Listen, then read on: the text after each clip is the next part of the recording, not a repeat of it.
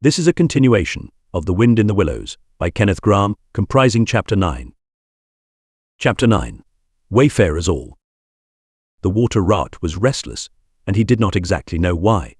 To all appearance the summer's pomp was still at fullest height, and although in the tilled acres green had given way to gold, though rowans were reddening, and the woods were dashed here and there with a tawny fierceness, yet light and warmth and colour were still present in undiminished measure, clean of any chilly premonitions of the passing year.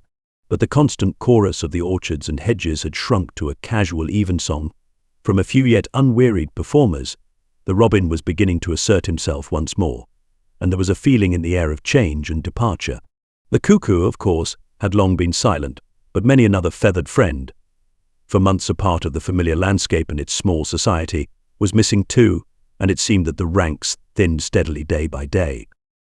Rat, ever observant of all winged movement, saw that it was taking daily a southing tendency, and even as he lay in bed at night, he thought he could make out, passing in the darkness overhead, the beat and quiver of impatient pinions, obedient to the peremptory call. Nature's grand hotel has its season like the others. As the guests, one by one pack, pay and depart, and the seats at the table, shrink pitifully at each succeeding meal, as suites of rooms are closed, carpets taken up, and waiters sent away, those boarders who are staying on, en pension, until the next year's full reopening, cannot help being somewhat affected by all these flittings and farewells, this eager discussion of plans, routes, and fresh quarters, this daily shrinkage in the stream of comradeship. One gets unsettled, depressed, and inclined to be querulous. Why this craving for change? Why not stay on quietly here, like us, and be jolly? You don't know this hotel out of the season, and what fun we have among ourselves, we fellows who remain and see the whole interesting year out. All very true. No doubt the others always reply, we quite envy you, and some other year perhaps, but just now we have engagements, and there's the bus at the door, our time is up. So they depart with a smile and a nod, and we miss them and feel resentful. The rat was a self-sufficing sort of animal, rooted to the land, and whoever went he stayed. Still, he could not help noticing what was in the air, and feeling some of its influence in his bones. It was difficult to settle down to anything seriously, with all this flitting going on.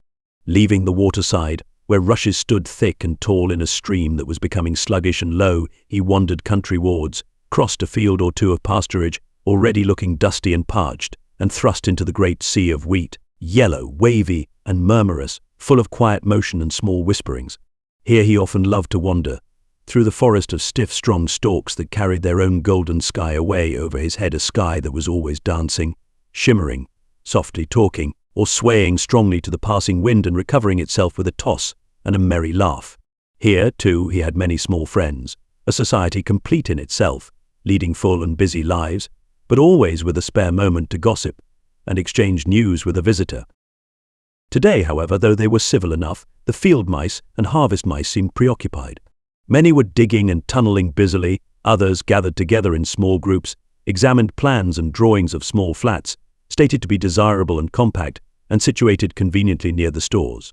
Some were hauling out dusty trunks and dress baskets, others were already elbow-deep packing their belongings, while everywhere piles and bundles of wheat, oats, barley, beech mast, and nuts lay about ready for transport. "Here's old Ratty," they cried as soon as they saw him. "Come and bear a hand, Rat, and don't stand about idle." "What sort of games are you up to?" said the water rat severely. "You know it isn't time to be thinking of winter quarters yet, by a long way." "Oh yes, we know that," explained a field mouse rather shamefacedly, "but it's always as well to be in good time, isn't it? We really must get all the furniture and baggage and stores moved out of this before those horrid machines begin clicking round the fields, and then, you know, the best flats get picked up so quickly nowadays, and if you're late you have to put up with anything, and they want such a lot of doing up, too, before they're fit to move into. Of course, we're early, we know that, but we're only just making a start." "Oh, bother starts," said the rat. "It's a splendid day. Come for a row, or a stroll along the hedges, or a picnic in the woods, or something." "Well, I think not today, thank you," replied the field mouse hurriedly. "Perhaps some other day when we've more time." The rat, with a snort of contempt, swung round to go, tripped over a hat box, and fell with undignified remarks. "If people would be more careful," said a field mouse rather stiffly, "and look where they're going, people wouldn't hurt themselves and forget themselves. Mind that hold all, rat. You'd better sit down somewhere. In an hour or two we may be more free to attend to you." "You won't be free, as you call it, much this side of Christmas, I can see that," retorted the rat grumpily as he picked his way out of the field. He returned somewhat despondently to his river again, his faithful, steady-going old river, which never packed up, flitted, or went into winter quarters. In the osiers which fringed the bank he spied a swallow sitting. Presently it was joined by another, and then by a third, and the birds, fidgeting restlessly on their bough, talked together earnestly and low. "What, already?" said the rat, strolling up to them. "What's the hurry? I call it simply ridiculous." "Oh, we're not off yet, if that's what you mean," replied the first swallow. "We're only making plans and arranging things. Talking it over, you know what route we're taking this year, and where we'll stop, and so on. That's half the fun." "Fun," said the rod. "Now that's just what I don't understand. If you've got to leave this pleasant place, and your friends who will miss you, and your snug homes that you've just settled into, why, when the hour strikes I've no doubt you'll go bravely and face all the trouble and discomfort and change and newness and make believe that you're not very unhappy, but to want to talk about it or even think about it till you really need." "No, you don't understand. Naturally," said the second swallow. "First we feel it stirring within us, a sweet unrest. Then back come the recollections one by one, like homing pigeons. They flutter through our dreams at night, they fly with us in our wheelings and circlings by day. We hunger to inquire of each other, to compare notes, and assure ourselves that it was all really true, as one by one the scents and sounds and names of long-forgotten places come gradually back and beckon to us." "Why couldn't you stop on for just this year?" suggested the water rat, wistfully. "We'll all do our best to make you feel at home. You've no idea what good times we have here while you are far away." "I tried stopping on 1 year," said the third swallow. "I had grown so fond of the place that when the time came I hung back and let the others go on without me. For a few weeks it was all well enough, but afterwards, oh, the weary length of the nights, the shivering, sunless days, the air so clammy and chill, and not an insect in an acre of it. No, it was no good. My courage broke down, and one cold, stormy night I took wing, flying well inland on account of the strong easterly gales. It was snowing hard as I beat through the passes of the great mountains, and I had a stiff fight to win through, but never shall I forget the blissful feeling of the hot sun again on my back as I sped down to the lakes that lay so blue and placid below me, and the taste of my first fat insect. The past was like a bad dream. The future was all happy holiday as I moved southwards week by week, easily, lazily, lingering as long as I dared, but always heeding the call. No, I had had my warning. Never again did I think of disobedience. "Ah, yes, the call of the south, twittered the other two dreamily. "Its songs, its hues, its radiant air. Oh, do you remember?" And, forgetting the rat, they slid into passionate reminiscence, while he listened fascinated, and his heart burned within him. In himself, too, he knew that it was vibrating at last, that chord hitherto dormant and unsuspected. The mere chatter of these southern-bound birds, their pale and second-hand reports, had yet power to awaken this wild new sensation and thrill him through and through with it. What would one moment of the real thing work in him, one passionate touch of the real southern sun, one waft of the authentic odor? With closed eyes he dared to dream a moment in full abandonment, and when he looked again the river seemed steely and chill, the green fields grey and lightless. Then his loyal heart seemed to cry out on his weaker self for its treachery. "Why do you ever come back then at all?" he demanded of the swallows jealously. "What do you find to attract you in this poor drab little country?" "And do you think," said the first swallow, "that the other call is not for us too, in its due season? The call of lush meadow grass, wet orchards, warm, insect-haunted ponds, of browsing cattle, of haymaking, and all the farm buildings clustering round the house of the perfect eaves." "Do you suppose," asked the second one, "that you are the only living thing that craves with a hungry longing to hear the cuckoo's note again?" "In due time," said the third, "we shall be homesick once more for quiet water lilies swaying on the surface of an English stream. But today all that seems pale and thin and very far away. Just now our blood dances to other music." They fell a-twittering among themselves once more, and this time their intoxicating babble was of violet seas, tawny sands, and lizard-haunted walls. Restlessly the rat wandered off once more, climbed the slope that rose gently from the north bank of the river, and lay looking out towards the great ring of downs that barred his vision further southwards, his simple horizon hitherto, his mountains of the moon, his limit behind which lay nothing he had cared to see or to know.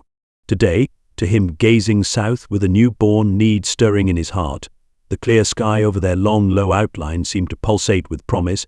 Today, the unseen was everything, the unknown the only real fact of life. On this side of the hills was now the real blank, on the other lay the crowded and coloured panorama that his inner eye was seeing so clearly. What seas lay beyond, green, leaping, and crested. What sun-bathed coasts, along which the white villas glittered against the olive woods. What quiet harbours, thronged with gallant shipping bound for purple islands of wine and spice, islands set low in languorous waters. He rose and descended riverwards once more, then changed his mind and sought the side of the dusty lane. There, lying half buried in the thick, cool under-hedge tangle that bordered it, he could muse on the metalled road and all the wondrous world that it led to, on all the wayfarers too, that might have trodden it, and the fortunes and adventures they had gone to seek or found unseeking out there, beyond. Footsteps fell on his ear, and the figure of one that walked somewhat wearily came into view, and he saw that it was a rat, and a very dusty one. The wayfarer, as he reached him, saluted with a gesture of courtesy that had something foreign about it, hesitated a moment, then with a pleasant smile turned from the track and sat down by his side in the cool herbage. He seemed tired, and the rat let him rest unquestioned, understanding something of what was in his thoughts, knowing, too, the value all animals attach at times to mere silent companionship, when the weary muscles slacken and the mind marks time. The wayfarer was lean and keen-featured, and somewhat bowed at the shoulders. His paws were thin and long, his eyes much wrinkled at the corners, and he wore small gold ear-rings in his neatly set, well-shaped ears.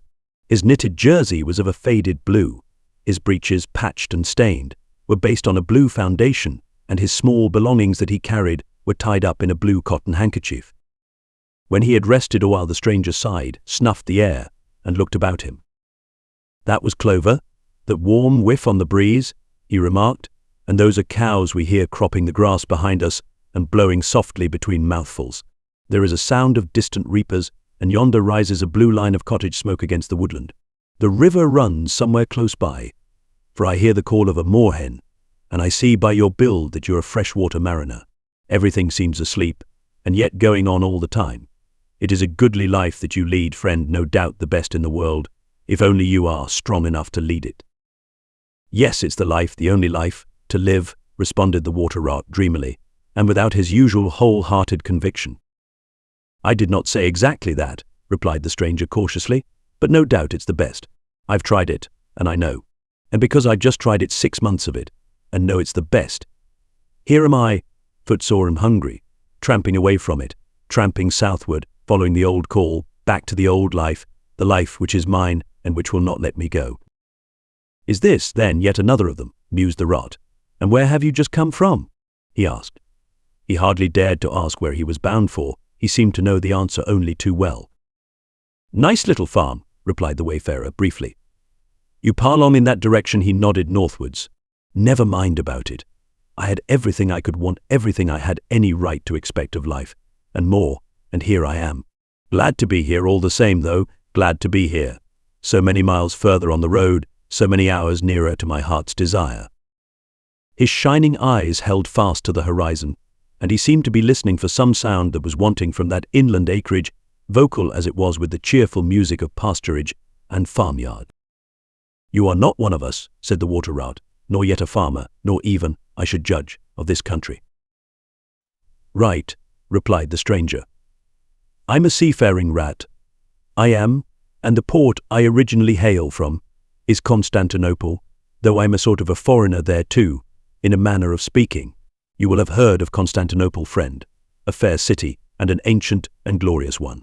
And you may have heard, too, of Sigurd, King of Norway, and how he sailed thither with 60 ships, and how he and his men rode up through streets all canopied in their honour with purple and gold, and how the emperor and empress came down and banqueted with him on board his ship. When Sigurd returned home, many of his Northmen remained behind and entered the emperor's bodyguard, and my ancestor, a Norwegian-born, stayed behind too, with the ships that Sigurd gave the emperor. Seafarers we have ever been, and no wonder. As for me, the city of my birth is no more my home than any pleasant port between there and the London River. I know them all, and they know me. Set me down on any of their quays or foreshores, and I am home again. I suppose you go great voyages, said the water rat with growing interest. Months and months out of sight of land, and provisions running short, and allowances to water, and your mind communing with the mighty ocean, and all that sort of thing. By no means, said the sea rat frankly. Such a life as you describe would not suit me at all. I'm in the coasting trade, and rarely out of sight of land. It's the jolly times on shore that appeal to me, as much as any seafaring. Oh, those southern seaports. The smell of them, the riding lights at night, the glamour. Well, perhaps you have chosen the better way, said the water rat, but rather doubtfully. Tell me something of your coasting then, if you have a mind to. And what sort of harvest an animal of spirit might hope to bring home from it to warm his latter days with gallant memories by the fireside, for my life, I confess to you, feels to me today somewhat narrow and circumscribed. My last voyage, began the sea rat, that landed me eventually in this country, bound with high hopes for my inland farm, will serve as a good example of any of them, and indeed as an epitome of my highly coloured life. Family troubles, as usual, began it. The domestic storm cone was hoisted, and I shipped myself on board a small trading vessel bound from Constantinople, by classic seas, whose every wave throbs with a deathless memory, to the Grecian islands and the Levant. Those were golden days and balmy nights. In and out of harbour all the time, old friends everywhere, sleeping in some cool temple or ruined cistern during the heat of the day, feasting and song, after sundown, under great stars set in a velvet sky. Thence we turned and coasted up the Adriatic, its shores swimming in an atmosphere of amber, rose, and aquamarine. We lay in wide land-locked harbours, we roamed through ancient and noble cities, until at last one morning, as the sun rose royally behind us, we rode into Venice down a path of gold. Oh, Venice is a fine city, wherein a rat can wander at his ease and take his pleasure, or when weary of wandering, can sit at the edge of the Grand Canal at night, feasting with his friends, when the air is full of music and the sky full of stars, and the lights flash and shimmer on the polished steel prows of the swaying gondolas, packed so that you could walk across the canal on them from side to side. And then the food, do you like shellfish? Well, we won't linger over that now. He was silent for a time, and the water rat, silent too and enthralled, floated on dream canals and heard a phantom song pealing high between vaporous grey wave-lapped walls. Southwards we sailed again at last, continued the sea rat, coasting down the Italian shore, till finally we made Palermo, and there I quitted for a long, happy spell on shore. I never stick too long to one ship, one gets narrow-minded and prejudiced. Besides, Sicily is one of my happy hunting grounds. I know everybody there, and their ways just suit me. I spent many jolly weeks in the island, staying with friends up country. When I grew restless again, I took advantage of a ship that was trading to Sardinia and Corsica, and very glad I was to feel the fresh breeze and the sea spray in my face once more. But isn't it very hot and stuffy, down in the hold, I think you call it? Asked the water rat. The seafarer looked at him with the suspicion of a wink. I'm an old hand, he remarked with much simplicity. The captain's cabin's good enough for me. It's a hard life, by all accounts, murmured the rat, sunk in deep thought. For the crew it is, replied the seafarer gravely, again with the ghost of a wink. From Corsica, he went on, I made use of a ship that was taking wine to the mainland. We made a lassio in the evening, lay to, hauled up our wine casks, and hove them overboard, tied one to the other by a long line. Then the crew took to the boats and rowed shorewards, singing as they went, and drawing after them the long bobbing procession of casks, like a mile of porpoises. On the sands they had horses waiting, which dragged the casks up the steep street of the little town with a fine rush and clatter and scramble. When the last cask was in, we went and refreshed and rested, and sat late into the night, drinking with our friends, and next morning I took to the great olive woods for a spell and a rest. For now I had done with islands for the time, and ports and shipping were plentiful, so I led a lazy life among the peasants, lying and watching them work, or stretched high on the hillside with the blue Mediterranean far below me. And so at length by easy stages and partly on foot, partly by sea, to Marseilles, and the meeting of old shipmates, and the visiting of great ocean-bound vessels, and feasting once more. Talk of shellfish. Why, sometimes I dream of the shellfish of Marseilles and wake up crying. That reminds me, said the polite water rat, you happened to mention that you were hungry, and I ought to have spoken earlier. Of course you will stop and take your midday meal with me. My hole is close by, it is some time past noon, and you are very welcome to whatever there is. Now I call that kind and brotherly of you, said the sea rat. I was indeed hungry when I sat down, and ever since I inadvertently happened to mention shellfish, my pangs have been extreme. But couldn't you fetch it along out here? I am none too fond of going under hatches, unless I'm obliged to, and then, while we eat, I could tell you more concerning my voyages and the pleasant life I lead. At least, it is very pleasant to me, and by your attention I judge it commends itself to you, whereas if we go indoors it is 100 to 1 that I shall presently fall asleep. That is indeed an excellent suggestion, said the water rat, and hurried off home. There he got out the luncheon basket and packed a simple meal, in which, remembering the stranger's origin and preferences, he took care to include a yard of long French bread, a sausage out of which the garlic sang, some cheese which lay down and cried, and a long-necked straw-covered flask wherein lay bottled sunshine shed and garnered on far southern slopes. Thus laden he returned with all speed, and blushed for pleasure at the old seaman's commendations of his taste and judgment, as together they unpacked the basket and laid out the contents on the grass by the roadside. The sea rat, as soon as his hunger was somewhat assuaged, continued the history of his latest voyage, conducting his simple hearer from port to port of Spain, landing him at Lisbon, or Porto, and Bordeaux, introducing him to the pleasant harbours of Cornwall and Devon, and so up the channel to that final quayside, where, landing after winds long contrary, storm-driven and weather-beaten, he had caught the first magical hints and heraldings of another spring, and fired by these, had sped on a long tramp inland, hungry for the experiment of life on some quiet farmstead, very far from the weary beating of any sea.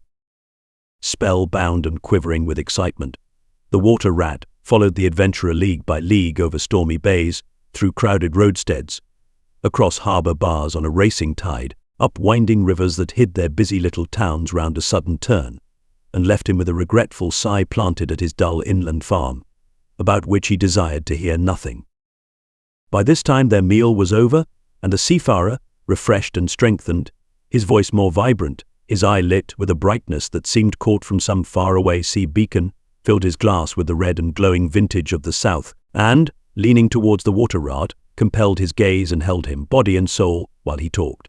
Those eyes were of the changing foam-streaked grey-green of leaping northern seas. In the glass shone a hot ruby that seemed the very heart of the south, beating for him who had courage to respond to its pulsation. The twin lights, the shifting grey and the steadfast red, mastered the water rat and held him bound, fascinated, powerless. The quiet world outside their rays receded far away and ceased to be. And the talk, the wonderful talk, flowed on, or was it speech entirely? Or did it pass at times into song, chanty of the sailors, weighing the dripping anchor, sonorous hum of the shrouds in a tearing northeaster, ballad of the fisherman hauling his nets at sundown against an apricot sky, chords of guitar and mandolin from gondola or caique? Did it change into the cry of the wind, plaintive at first, angrily shrill as it freshened, rising to a tearing whistle, sinking to a musical trickle of air from the leach of the bellying sail? All these sounds the spellbound listener seemed to hear, and with them the hungry complaint of the gulls and the sea mews, the soft thunder of the breaking wave, the cry of the protesting shingle. Back into speech again it passed, and with beating heart he was following the adventures of a dozen seaports, the fights, the escapes, the rallies, the comradeships, the gallant undertakings, or he searched islands for treasure, fished in still lagoons and dozed day long on warm white sand. Of deep sea fishings he heard tell, and mighty silver gatherings of the mile-long net, of sudden perils, noise of breakers on a moonless night, or the tall bows of the great liner taking shape overhead through the fog, of the merry homecoming, the headland rounded, the harbour lights opened out, the groups seen dimly on the quay, the cheery hail, the splash of the hawser, the trudge up the steep little street towards the comforting glow of red-curtained windows. Lastly, in his waking dream it seemed to him that the adventurer had risen to his feet, but was still speaking, still holding him fast with his sea-grey eyes. And now he was softly saying, "I take to the road again. holding on southwestwards for many a long and dusty day, till at last I reached the little grey sea town I know so well, that clings along one steep side of the harbour.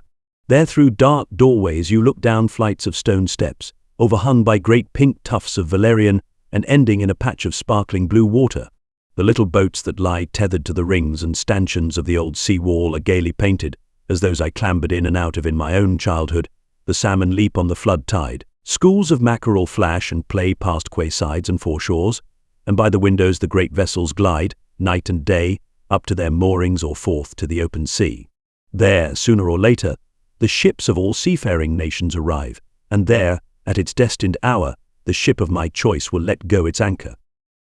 I shall take my time, I shall tarry and bide, till at last the right one lies waiting for me, warped out into midstream, loaded low, her bowsprit pointing down harbour. I shall slip on board, by boat or along hawser, and then one morning I shall wake to the song and tramp of the sailors, the clink of the capstan, and the rattle of the anchor chain coming merrily in. We shall break out the jib and the foresail. The white houses on the harbour side will glide slowly past us as she gathers steering way, and the voyage will have begun. As she forges towards the headland she will clothe herself with canvas, and then, once outside, the sounding slap of great green seas as she heels to the wind, pointing south. And you will come too, young brother, for the days pass and never return, and the south still waits for you. Take the adventure, heed the call, now ere the irrevocable moment passes. 'Tis but a banging of the door behind you, a blithesome step forward, and you are out of the old life and into the new. Then some day long hence, jog home here if you will, when the cup has been drained and the play has been played, and sit down by your quiet river with a store of goodly memories for company. You can easily overtake me on the road, for you are young, and I am aging and go softly. I will linger and look back, and at last I will surely see you coming, eager and light-hearted, with all the south in your face. The voice died away and ceased as an insect's tiny trumpet dwindles swiftly into silence, and the water rat, paralyzed and staring, saw at last but a distant speck on the white surface of the road. Mechanically he rose and proceeded to repack the luncheon basket, carefully and without haste. Mechanically he returned home, gathered together a few small necessaries and special treasures he was fond of, and put them in a satchel, acting with slow deliberation, moving about the room like a sleepwalker, listening ever with parted lips. He swung the satchel over his shoulder, carefully selected a stout stick for his wayfaring, and with no haste, but with no hesitation at all, he stepped across the threshold just as the mole appeared at the door. "Why, where are you off to, Ratty?" asked the mole in great surprise, grasping him by the arm. "Going south, with the rest of them," murmured the rat in a dreamy monotone, never looking at him. "Seawards first, and then on shipboard, and so to the shores that are calling me." He pressed resolutely forward, still without haste, but with dogged fixity of purpose, but the mole, now thoroughly alarmed, placed himself in front of him, and looking into his eyes saw that they were glazed, and set, and turned a streaked and shifting grey, not his friend's eyes, but the eyes of some other animal. Grappling with him strongly he dragged him inside, threw him down, and held him. The rat struggled desperately for a few moments, and then his strength seemed suddenly to leave him, and he lay still and exhausted, with closed eyes, trembling. Presently the mole assisted him to rise and placed him in a chair, where he sat collapsed and shrunken into himself, his body shaken by a violent shivering, passing in time into an hysterical fit of dry sobbing. Mole made the door fast, threw the satchel into a drawer and locked it, and sat down quietly on the table by his friend, waiting for the strange seizure to pass. Gradually the rat sank into a troubled doze, broken by starts and confused murmurings of things strange and wild and foreign to the unenlightened mole, and from that he passed into a deep slumber. Very anxious in mind, the mole left him for a time and busied himself with household matters, and it was getting dark when he returned to the parlour, and found the rat where he had left him, wide awake indeed, but listless, silent, and dejected. He took one hasty glance at his eyes, found them, to his great gratification, clear and dark and brown again as before, and then sat down and tried to cheer him up and help him to relate what had happened to him. Poor Ratty did his best, by degrees, to explain things, but how could he put into cold words what had mostly been suggestion? How recall, for another's benefit, the haunting sea voices that had sung to him? How reproduce at second hand the magic of the seafarer's 100 reminiscences? Even to himself, Now the spell was broken and the glamour gone. He found it difficult to account for what had seemed, some hours ago, the inevitable and only thing. It is not surprising, then, that he failed to convey to the mole any clear idea of what he had been through that day. To the mole this much was plain: the fit or attack had passed away and had left him sane again, though shaken and cast down by the reaction. But he seemed to have lost all interest for the time in the things that went to make up his daily life, as well as in all pleasant forecastings of the altered days and doings that the changing season was surely bringing. Casually then, and with seeming indifference, the mole turned his talk to the harvest that was being gathered in, the towering wagons and their straining teams, the growing ricks and the large moon rising over bare acres dotted with sheaves. He talked of the reddening apples around, of the browning nuts, of jams and preserves and the distilling of cordials, till by easy stages such as these he reached midwinter, its hearty joys and its snug home life, and then he became simply lyrical. By degrees the rat began to sit up and to join in. His dull eye brightened, and he lost some of his listening air. Presently the tactful mole slipped away and returned with a pencil and a few half-sheets of paper, which he placed on the table at his friend's elbow. "It's quite a long time since you did any poetry," he remarked. "You might have a try at it this evening, instead of, brooding over things so much. I've an idea that you'll feel a lot better when you've got something jotted down, if it's only just the rhymes." The rat pushed the paper away from him wearily, but the discreet mole took occasion to leave the room, and when he peeped in again some time later, the rat was absorbed and deaf to the world, alternately scribbling and sucking the top of his pencil. It is true that he sucked a good deal more than he scribbled, but it was joy to the mole to know that the cure had at least begun. This concludes the 5th part of 7 total of The Wind in the Willows by Kenneth Grahame, produced by Best Audiobooks for free.